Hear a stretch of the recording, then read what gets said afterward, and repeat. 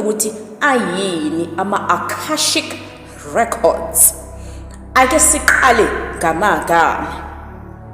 Akasha livela olimini lwesiSanskrit futhi lisho isibhakabhaka, indawo yonke noma into egcwalisa yonke indawo.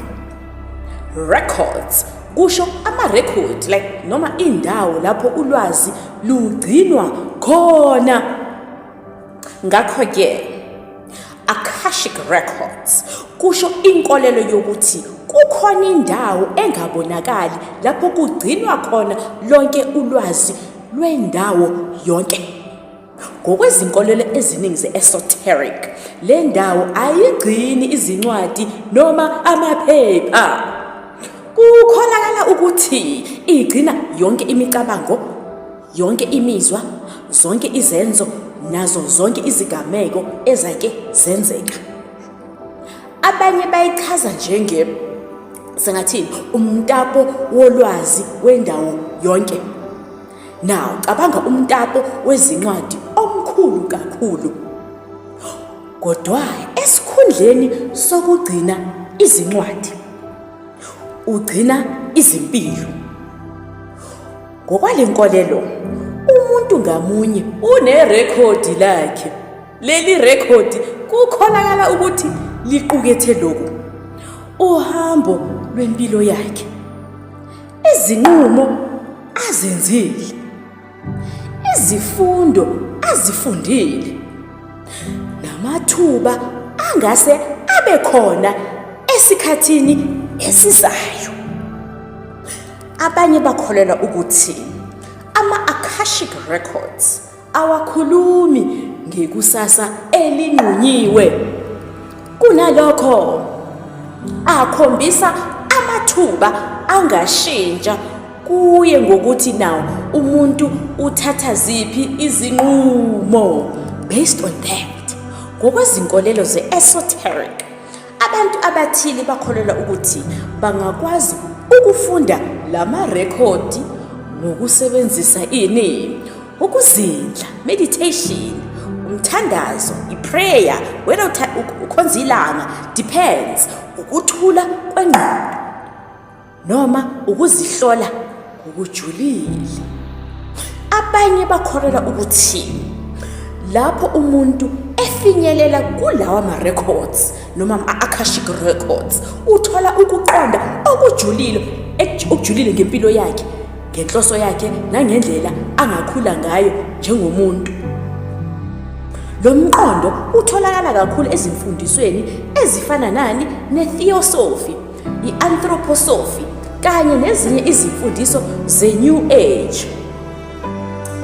Even though izimfundiso zingahluka ezindleleni ezichaza ngayo ama-Akashic Records, zabelana ngomqondo owodwa ukuthi kukhona insimu enkulu yolwazi engaphezu kwenkumbulo yomuntu oyedwa, futhi wonke umphefumulo ushiya umkhondo wayo kuleyo ndawo.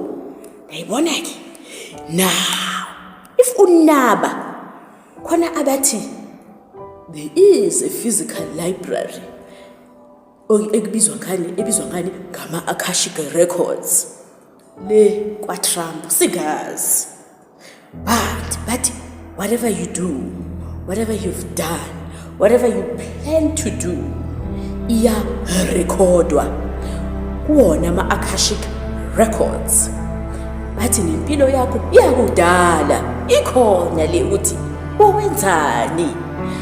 But now engikuthandile ukuthi but you can access those Akashic Records ngokwenza ngona lo ngikubalile abantu abangafuni ukwenza esikhathini esiningi, i-meditation, ukudla okuphuma from nature, ukuphungula i-screen time, ukungazi-associate nezinto eziba-stressayo, ama-distractions. Ngiyayibona yonke le nyifinyifi esiyenzayo yiyo enza sometimes, if isikhuluma iqiniso, yiyo enza ukuthi singafinyeleli kunawo lama-Akashic Records, singakwazi u-accessa i-information ekuma-morphic fields, singakwazi ukwenza lezinto bathi ama-downloads. Uyayibona into enjalo? There is a lot to go through la emhlabeni. So don't ngathi ungaphonsi energy yakho la kungadingeki khona, yila udingakala khona ukuthi uziqonde ukuthi kahle kahle singobani. Who are we? Because we always hear stories ukuthi umuntu is this, umuntu is this, but now somehow they conflict with one another. Uthola ukuthi now this is where now you have to look within ukuthi who are you? Who are you? The information but it's already there. Babesho, try and access it, right?